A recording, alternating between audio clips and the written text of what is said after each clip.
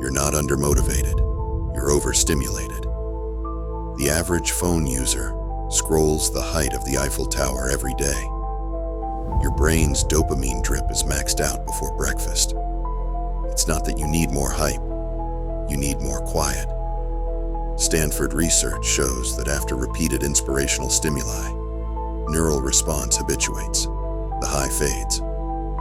Neuroeconomist Brian Knudsen put volunteers in an fMRI scanner and flashed them with little hits of excitement, reward cues, feel-good images, motivational words. The first burst lit up the nucleus accumbens like fireworks. By the 10th burst, the same stimulus was a sparkler. By the 20th, almost dark. That plunge is called neural habituation. The dopamine circuit adapts, shrinking its own response so the world doesn't stay in perpetual overdrive. Translation: your brain treats repeated inspirational quotes like background noise. The more you binge the hype, the duller the high, until you need a stronger hit just to feel the same spark. Write the quote once, then do one rep that proves it. Otherwise, it's wallpaper. Quotes don't pay rent, reps do. James Clear's study of top performers, they share one trait: identity-based habits, not inspirational screensavers. Author and habits researcher James Clear spent 5 years interviewing Olympic coaches, chess grandmasters, Navy SEALs, and Fortune 500 founders. The pattern he saw was brutally simple: identity over inspiration. Gold medalist sprinter Allison Felix doesn't chase hype. She repeats, "I'm the type of person who never skips tempo drills." Systems over goals. 4-time Tour de France winning Team Sky improved every routine by 1%. Bedding, bike seats, even hand-washing stations. Gains that compounded into domination. Boredom tolerance. SEAL trainees who graduate aren't the strongest.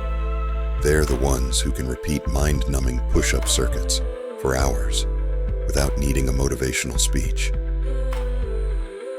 Clear's takeaway: the people at the top of their field have fallen in love with the process and the identity that process builds. Willpower is a muscle, not a miracle. Psychologist Roy Baumeister first framed willpower as a muscle. In the famous cookie versus radish study, students who resisted warm cookies quit a puzzle twice as fast as those who indulged. Baumeister called it ego depletion. Self-control fuel runs low, like glycogen after a sprint. But here's the twist. 2 massive multi-lab replications, over 2,000 participants, failed to reproduce the effect. What holds up? Motivation. When researchers paid depleted participants, the effect vanished. Mindset. People who believe willpower is limited actually run out sooner. Those who see it as expandable don't. Like legs, willpower burns when you load it. Keep loading and it grows. Rest too long and it atrophies. Tool: 5-minute friction fast. Pick the task you avoid. Do 5 minutes right now. Tomorrow, 6. Knowing doesn't mean doing. Information isn't transformation. Google holds 130 million books. You've probably skimmed enough wisdom to fill a shelf and still hit the snooze. Psychologists call it the intention-behavior gap. In a meta-analysis of 422 studies, people who intended to change their diet, quit smoking, or exercise succeeded only 53% of the time. Nearly half the plans died on the runway. 2 brain quirks keep the gap wide. Illusion of competence. Reading about progress tricks the hippocampus into a mini dopamine hit, so you feel like you moved, even while sitting still. Planning fallacy. Nobel laureate Daniel Kahneman showed we chronically underestimate effort and time. The brain hides the true cost, so the dream feels cheap. Antidote: turn information into implementation intentions. Write a when, where, what script your brain can't weasel out of. A map on your wall won't move your feet. Ink the route, then take the first dusty step. You're allergic to boredom, and it's killing momentum.